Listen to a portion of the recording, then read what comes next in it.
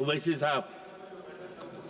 शुक्रिया मोहतरम सर, मैं इस बिल की मुखालिफत में खड़ा हूँ। इस बिल में सेक्शन 5 को तरमीम करके ये बताया जा रहा है सरकार की तरफ से कि scope, nature, category of the officers, employees को वो लोग खुद तकर्रुर कर सकते। But if you see section 5(1), sir, this is just a cosmetic amendment because section 5(1) says the national authority can exercise this power only with the prior approval of central government.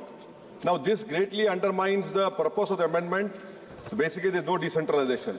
Sir, this bill fails to set minimum standards and conditions so as to ensure that it is not filled by bureaucrats with limited knowledge of disaster relief and mitigation. Sir, in 18(1), section CA is being added.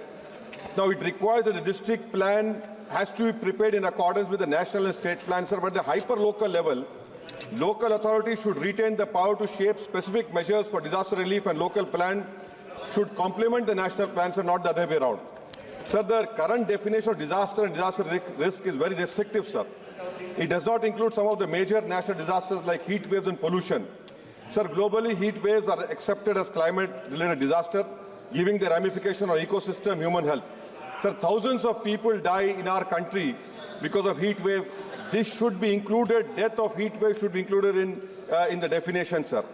The government of India, our foremost medical research institute like ICMR, sir. A study done by Pandey and Anamikas found that 16 to 70 lakh deaths were attributable to air pollution in India in 2019. So this definition of disaster should include air pollution and heat waves, sir. Sir, I request the government to examine this. Our country should have a debate that why can't we start our academic year in mid-August? Because of climate change is reality now. Because of climate change, heat waves, floods, heavy rainfall, sir, are happening in month of July, August, and sir, this we can save human lives and economic loss, sir. Sir, another important point, there's always a lack in distribution of SDRF funds for 3 months to a year, sir, after the time of disaster and after the flood is announced, after relief is announced. My request to the government is that immediate measure that SDRF amount due to the state for a year should be released at the beginning to the year, as most of the calamities, heat strokes and floods happened between May and October, sir. Sir, the scale of finance and SDRF for relief is ridiculously low. For example, 60,000 per kilometer for district and rural roads. Who will make, sir? This road is 60,000 rupees. Please tell us. Sir, even for recovery and reconstruction, the norms are kept at 50% SSR of Government of India projects. It is 55 lakhs per kilometer for roads. Who will build in 55 lakhs?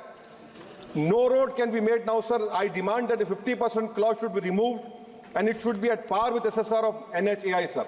So now coming to PDNA, which is taken to assess the requirement for recovery and reconstruction, the existence of NDMA. Sir, many states like Kerala, Assam, Sikkim, Himachal have not released released funds on PDNA. Because of not release under PDNA, they cannot go to multi-lateral agencies like World Bank. Sir, the norms for releasing funds allocation at SDRF as per 15 Finance Commission is 70% weightage is for previous expenditure and only 15% is for year population.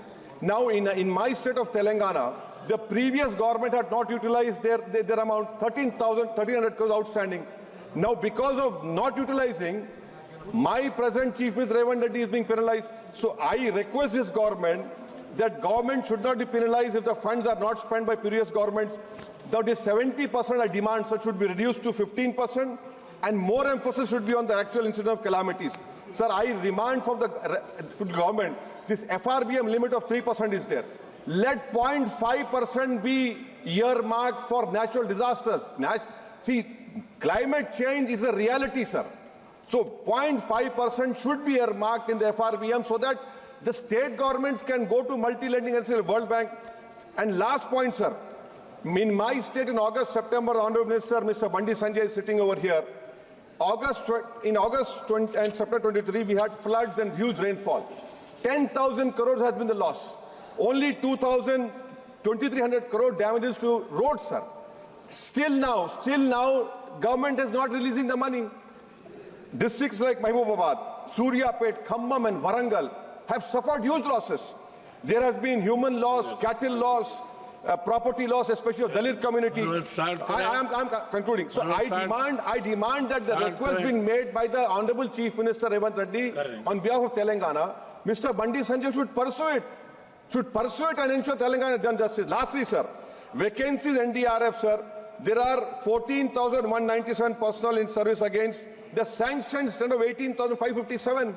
And why are you not able to stop mudslides, floods in which are happening in Himachal and Kerala? Floods are happening in Bihar. What are you doing?